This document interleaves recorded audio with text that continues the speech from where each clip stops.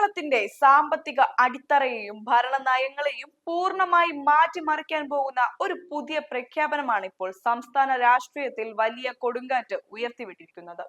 സർക്കാരിന്റെ ധനസ്ഥിതി വ്യക്തമാക്കാൻ എന്ന പേരിൽ പുറത്തിറക്കിയ ധവളപത്രത്തിനെതിരെ കടുത്ത വിമർശനങ്ങളുമായി CPIM സംസ്ഥാന സെക്രട്ടേറിയറ്റ് ഇപ്പോൾ രംഗത്തെത്തിയിരിക്കുകയാണ്.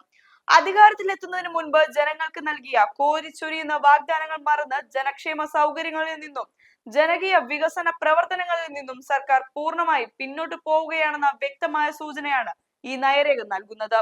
കേന്ദ്രത്തിലെ BJP സർക്കാർ നടപ്പിലാക്കുന്ന അതിതീവ്ര സ്വകാര്യവൽക്കരണ നയങ്ങളിലേക്ക് സംസ്ഥാന ഭരണകൂടവും വഴിമാറുന്നു എന്ന ഗൗരവമേറിയ രാഷ്ട്രീയ ആരോപണമാണ് ഇപ്പോൾ ഉയർന്നു വന്നിരിക്കുന്നത്.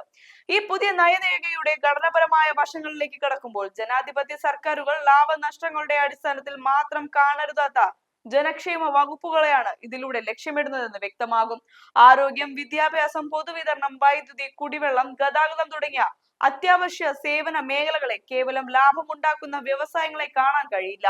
എന്നാൽ ഈ മേഖലകളിൽ നിന്ന് സർക്കാർ സാവധാനം പിന്മാറുകയും അവയെ നവ ഉദാരവൽക്കരണ നയങ്ങളുടെ ഭാഗമായി സ്വകാര്യ മേഖലയ്ക്ക് വിട്ടുകൊടുക്കാനുമുള്ള അജണ്ടയാണ് ഇതിലുള്ളതെന്ന് പ്രതിപക്ഷം ചൂണ്ടിക്കാണിക്കുന്നു. ഇതിനു പുറമെ കഴിഞ്ഞ 10 വർഷമായി LDF സർക്കാരുകൾ വിഭാവനം ചെയ്തും 1,10,000 കോടിയുടെ നിക്ഷേപം യാഥാർത്ഥ്യമാക്കിയതുമായ കിഫ്ബിയുടെ ഭാവി ഇല്ലാതാക്കുമെന്ന പ്രഖ്യാപനവും ഇതിലുണ്ട്. ഓരോ 5 വർഷം കൂടുമ്പോഴും നടന്നിരുന്ന സർക്കാർ ജീവനക്കാരുടെ ശമ്പള പരിഷ്കരണം ഇനി മുതൽ 10 വർഷത്തിൽ ഒരിക്കൽ മാത്രമായി പരിമിതപ്പെടുത്തുമെന്നതും വിരമിക്കൽ പ്രായം കേന്ദ്ര സർവീസിന് തുല്യമാക്കുന്നതും വരും വർഷങ്ങളിൽ സംസ്ഥാനത്ത് സമ്പൂർണ്ണ നിയമന നിരോധനത്തിന് തുല്യമായ സാഹചര്യം സൃഷ്ടിക്കും. ഈ നയപരമായ തീരുമാനങ്ങൾ കേരളത്തിന്റെ പൊതുഭരണ സംവിധാനത്തെയും സാധാരണ പൗരന്റെ ജീവിതത്തെയും വളരെ ദോഷകരമായി ബാധിക്കാൻ പോവുകയാണ്. ബെവറേജസ് കോർപ്പറേഷനെ സിവിൽ സപ്ലൈസ് വകുപ്പിൽ ലയിപ്പിക്കുന്നത് വഴി നഷ്ടത്തിലാക്കി ഒടുവിൽ സ്വകാര്യ മേഖലയ്ക്ക് വിൽക്കാനുള്ള നീക്കമാണോ നടക്കുന്നതെന്ന സംശയം ശക്തമാണ്. പതിറ്റാണ്ടുകളായുള്ള ബാധ്യതകളെ സഞ്ചിത നഷ്ടമായി കണക്കാക്കി പൊതുമേഖലാ സ്ഥാപനങ്ങളെ കശാപ്പ് ചെയ്യാനോ വിൽക്കാനോ ഉള്ള നീക്കം സംസ്ഥാനത്തിന്റെ അടിസ്ഥാന വികസനത്തെ ഇരുണ്ട യുഗത്തിലേക്ക് നയിക്കും. വൈദ്യുതിക്കും വെള്ളത്തിനുമുള്ള സബ്സിഡികൾ ഉപേക്ഷിക്കാൻ സർക്കാർ തയ്യാറായാൽ അതിന്റെ നേരിട്ടുള്ള ആഘാതം അനുഭവിക്കേണ്ടി വരുന്നത് സംസ്ഥാനത്തെ വലിയൊരു വിഭാഗം സാധാരണക്കാരായ മനുഷ്യരായിരിക്കും. അടുത്ത ബജറ്റിൽ ഈ ജനവിരുദ്ധ നയങ്ങൾ കൂടുതൽ വ്യക്തതയോടെ പുറത്തു വരുമെന്നാണ് രാഷ്ട്രീയ നിരീക്ഷകർ വിലയിരുത്തുന്നത്.